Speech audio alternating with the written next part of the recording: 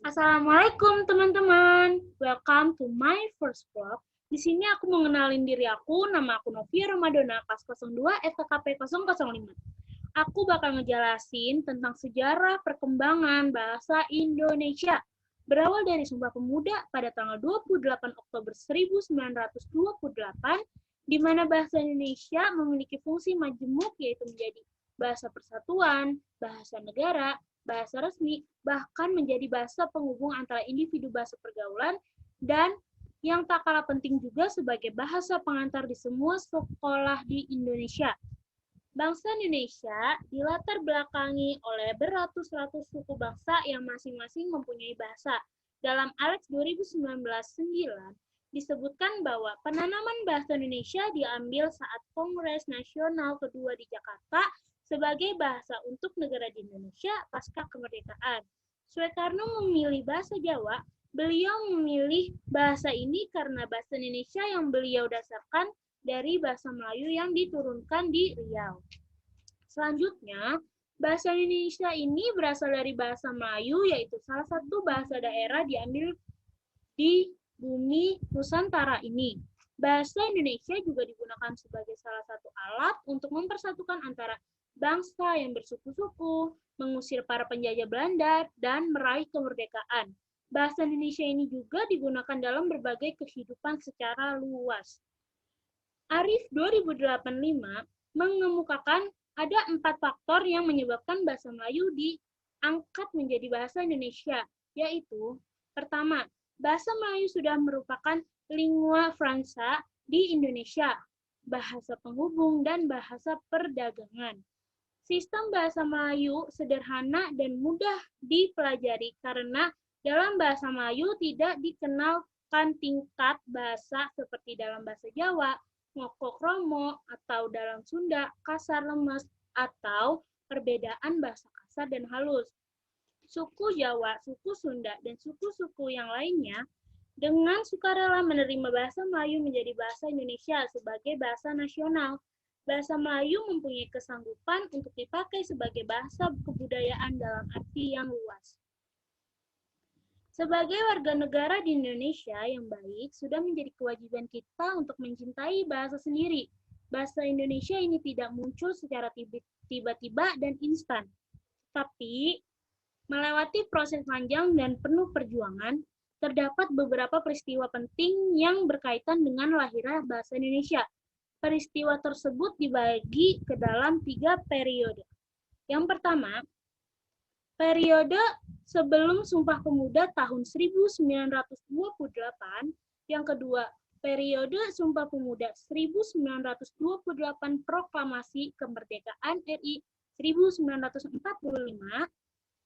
Yang ketiga, periode Proklamasi Kemerdekaan RI 1945 sampai sekarang.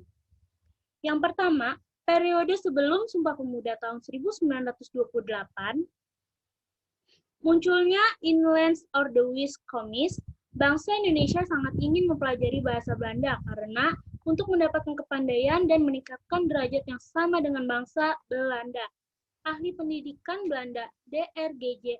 Neuweis memberikan pengaruh kebudayaan Belanda ke Indonesia, tetapi ditantang oleh bangsa Belanda yang berkeyakinan bahwa kepandaian akan mendorong bangsa Indonesia menuntut persamaan hak dan kedudukan. Akhirnya, didirikan Inlands Ordowies Komis bagi para pemuda yang ingin belajar bahasa Belanda. Yang kedua, pada 1901 disusunlah ejaan resmi bahasa Melayu oleh C.H. A. van Ophuijsen dan dimuat dalam Kitab Logat Melayu.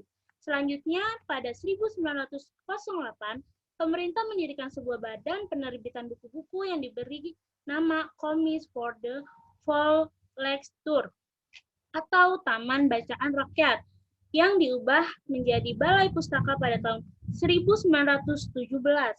Buku Siti Nurbaya dan Salah Asuhan merupakan hasil terbitan Balai Pustaka.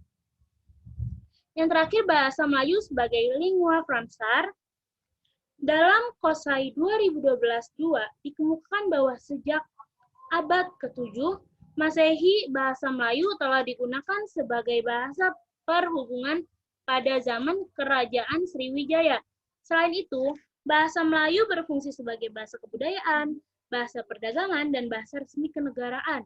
Bukti sejarah memperkuat dugaan tersebut seperti prasasti kedudukan bukti di Palembang tahun 684, prasasti Kota Kapur di Bangka Barat tahun 686, prasasti Karangbralu antara Jambi dan Sungai Musi tahun 688 yang berisi Praenagari dan berbahasa Melayu kuno. Periode Sumpah Pemuda 1928, Proklamasi Kemerdekaan RI 1945. Ini periode kedua, yaitu pada periode ini telah terjadi beberapa peristiwa seperti yang dikemukakan dalam Alex 2010-13, yaitu ada 5, yaitu munculnya transaksi Sumpah Pemuda pada tahun 28 Oktober 1928. Yang kedua, munculnya Angkatan Pujangga Baru 1933 dipelopori oleh 3A, yaitu Sultan Takdir Ali Syahbana, Amir Hamzah, dan Armin Pane. Yang ketiga, Kongres Bahasa Indonesia pertama di Solo 1938. Dari hasil kongres dapat disimpulkan bahwa usaha pembinaan dan pengembangan bahasa Indonesia telah dilakukan secara sadar oleh cendekiawan dan kebudayaan Indonesia saat itu. Yang keempat, bahasa Indonesia sebagai bahasa utama 1942 sampai 1945 dan tepat pada 18 Agustus 1945 ditandatanganilah Undang-Undang Dasar RI yang salah satu pasalnya menetapkan bahasa Indonesia sebagai bahasa negara pasal 36. 5. Munculnya Angkatan 45 yang memiliki ciri pada dinamika kata-kata, salah satu tokohnya yaitu Chairil Anwar. Yang terakhir, periode Proklamasi Kemerdekaan RI 1945 sampai sekarang, beberapa peristiwa yang terjadi pada periode ketiga ini diuraikan Alex 2010-14 sebagai berikut. Pada tahun 1947, tanggal 19 Maret, diresmikan penggunaan ejaan Republik atau ejaan Sowandi sebagai pengganti ejaan Ophuisen. Yang kedua, Kongres Bahasa Indonesia 2 di Medan pada 28 Oktober sampai 2 November 1954. Hal ini salah satu perwujudan tekad bangsa di Indonesia untuk terus-menerus menyempurnakan bahasa Indonesia.